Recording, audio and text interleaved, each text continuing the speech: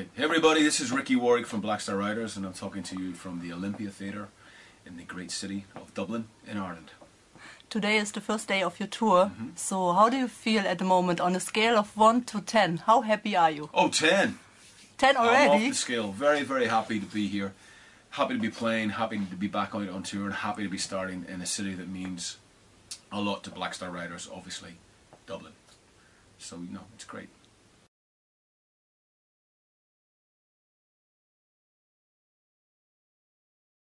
It feels good. I mean, those guys, we know those guys, they're friends of ours.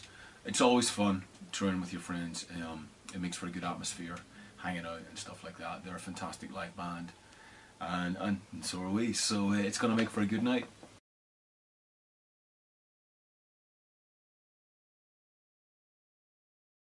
Yeah, I started playing guitar for them back in about 1987, and that was, I guess, my first real band. You know, I was touring and going out touring. I was really young. I was 19 years old, and I love that band. I still love them. I'm still friends with them, and that was a great introduction to me and just to the life of a working touring musician and being on the road. And I learned so much from.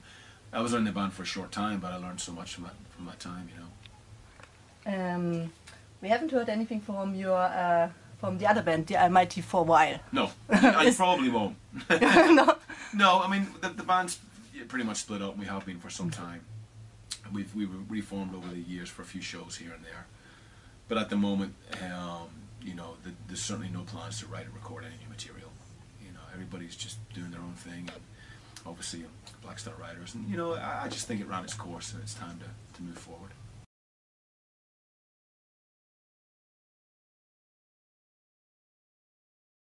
It's been phenomenal. It's been absolutely fantastic. Everybody, from the reviews and the magazines to everything we've read, it's been very positive.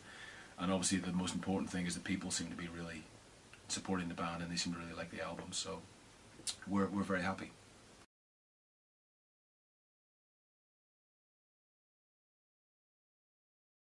No, there was a huge concern. I mean, a lot of people thought that we were committing commercial suicide, you know, artistic suicide by changing the name, but it was the right thing to do out of respect and love for Phil and the legacy, and it just wouldn't have been right to record under Thin Lizzy.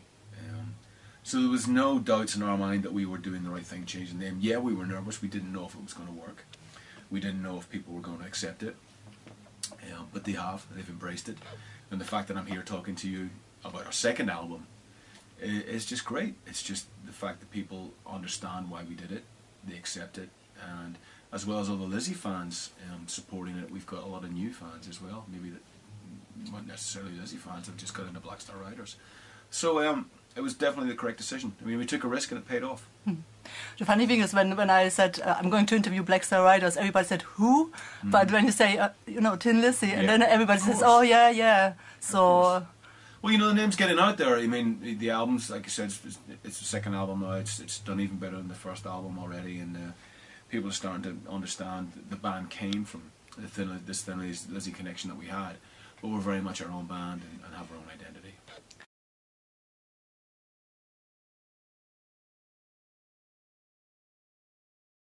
Alright, so the first song is Killer Instinct, The Killer Instinct, which is the album title, and I think the best word I could use to describe that one song is powerful. Second song is Bullet Blues. I'm trying to remember the running order here off the top of my head. I think it's Bullet Blues. Bullet Blues, yeah. So Bullet Blues, Las Vegas. That's two words, but there you go, Las Vegas. That's how I describe that song. Number 3 is Soldier's Town. Finest Hour. Finest Hour. Finest Hour, I would say 16.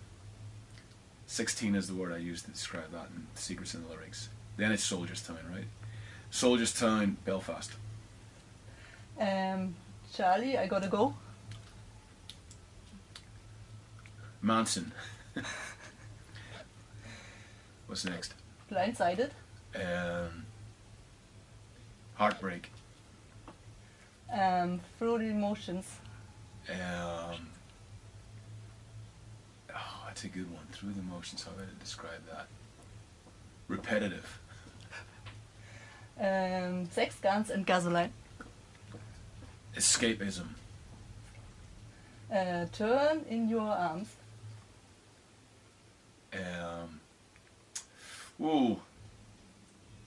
History. You little liar. You little liar. Foolishness. So, and then we have the bonus tracks, yeah. Should we go through them as Sure. well? Yeah. Okay, Gabrielle. Love. The Reckoning Day. Betrayal. Okay, we had the Killer Instinct acoustic, we had already Yeah, Blind we've Side. done The rest both. is Yeah, acoustic, we've done okay. both.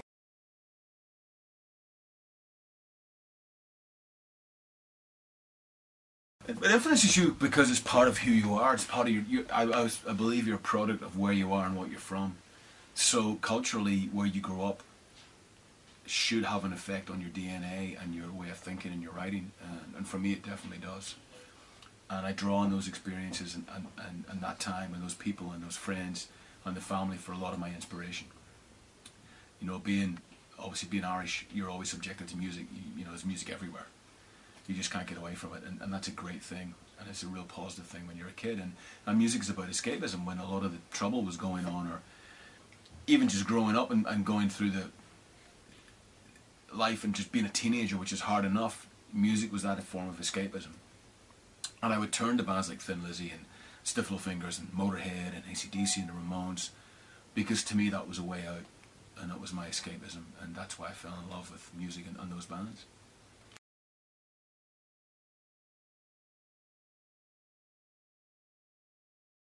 Okay, fame gives artists everything they have ever dreamed of, everything they could ever want, except for privacy, solitude, stability, love and peace of mind. What do you think? Disagree. You disagree? Disagree. That's a statement that you make your own rules, and you can take whatever you want out of this, how you want it, as much of it as what you want, as much stability and as much privacy as you want to give yourself. That's down to you as an individual, and how you portray yourself and what your expectations are from the life that you choose, if you choose to play rock and roll for a living. So I think there's nothing worse than a whiny musician, than somebody complaining about, somebody successful complaining about how hard they're working, how they've no privacy. You chose that, and you chose the path, and you choose to be in the tabloids, you choose to be seen on TV, you choose to be seen falling drunk out of a nightclub. That's your choice. That's not the business's choice. It's certainly not the music's choice. The music doesn't choose you. You choose the music. Yeah. Very nice said. Thank you. Okay, then I have a second statement actually. To be successful, we must live from our imaginations, not from our memories. Would you agree with this? I think both. I think you've got to use, absolutely you've got to use your imagination, but I think it's good to draw on your memories for inspiration. I mean, I draw on my memory a lot for songs. You know, most of it's from memory, from past experiences. I mean, we can't write about tomorrow because we don't know what's going to happen. So I think, you know, both those things in that statement for me are true anyway. That you've got to be imaginative, and you've got to, you know, you've got to use your memory as well to your advantage too.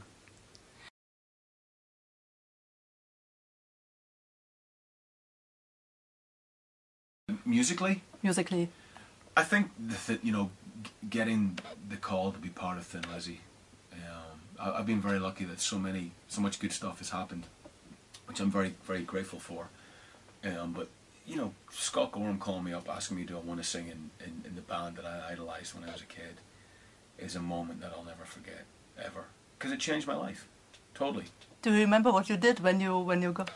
Oh. Well, I said yes. The 10 minutes afterwards. I said yes straight away, and then, you know, we sort of finished. The rest of the conversation was a blur, you know, and I kind of put the phone down, and I was like, "What have I done? You know, how am I going to do this? This is, you know, Phil's such an amazing, iconic frontman. How am I going to even do this? You know?" And that started. But then I just picked up the phone, and the first thing I told my wife, and I went, "Look, you know, I've just been given this fantastic opportunity. I don't want to let anybody down, and I'm going to do my best to make this as successful as I can."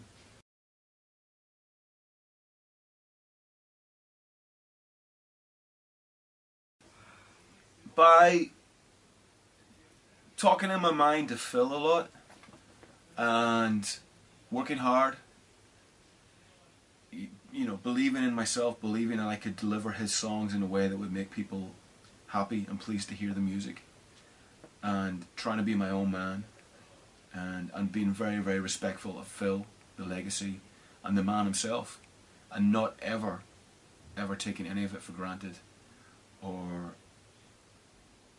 even trying to think that, I mean, look, when I think about Thin Lizzy, I don't think about me singing, I think about Phil. I see Phil. When I close my eyes and think of Thin Lizzy, I don't see them with me. I see him with Phil. And that's the way it should be, and that's the way it always should be. All I'm doing is, you know, Phil established this band. He is Thin Lizzy. He's the man.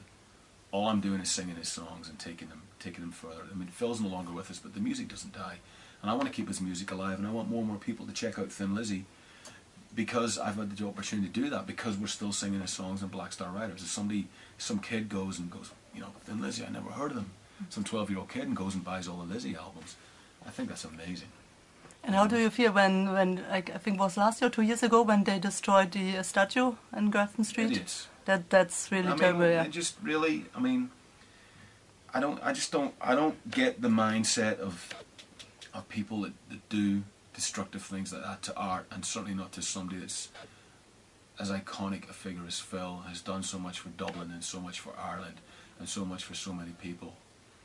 I mean, it's just so foolish, you know. I think they got a shock when they saw the papers the next day and realised what they'd done, you know. And I know they turned themselves in, and fair play to them for that. But you know, really, I mean, come on, it's Phil, it's sacred.